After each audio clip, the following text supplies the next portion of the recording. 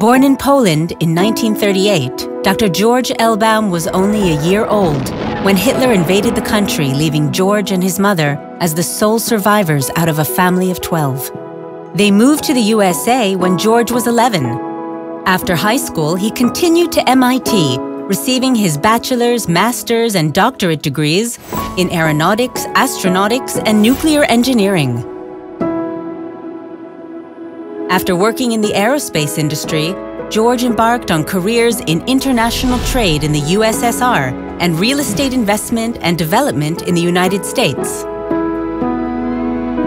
After years of not sharing his experiences as a Holocaust survivor, in 2010, George published his first book, Neither Yesterdays Nor Tomorrows: Vignettes of a Holocaust Childhood, and embarked on his mission to educate youth on the subject. George has given more than 300 talks to groups of US and Polish students. After receiving more than 20,000 letters from students, he wrote his second book, Yesterdays Revisited: Today's Youth Views the Holocaust. George and his wife Mimi Jensen are Technion guardians, having made the highest level of commitment to the Institute by supporting numerous projects, including the George ELBAUM Fund for the MIT Technion postdoctoral program for engineers, physicists, and chemists. George is a leader in the American Technion Society and a member of the Technion Board of Governors.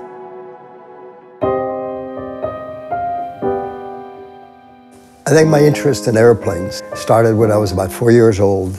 My grandmother and I were hiding in a shed, an old shed, the edge of the Warsaw Ghetto. It was a dark shed. It had a big hole in the shed's roof. And one time I remember seeing an airplane flying across the sky. It was a beautiful sight for me because I was constrained in a dark shed, and that airplane was flying free in the sky. What particularly pleases me, and for which I'm so grateful to Technion, is that having flunked retirement many times, according to Mimi, my wife, I focus my efforts right now on speaking in high schools and middle schools about my survival of the Holocaust and hopefully affecting the current young generations and, let's say, decreasing the possibility of anti-Semitism.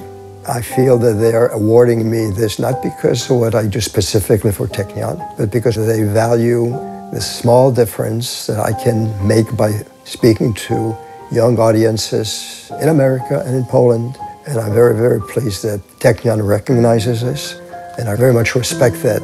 And I appreciate very, very much the difference that Technion is making for the world at large.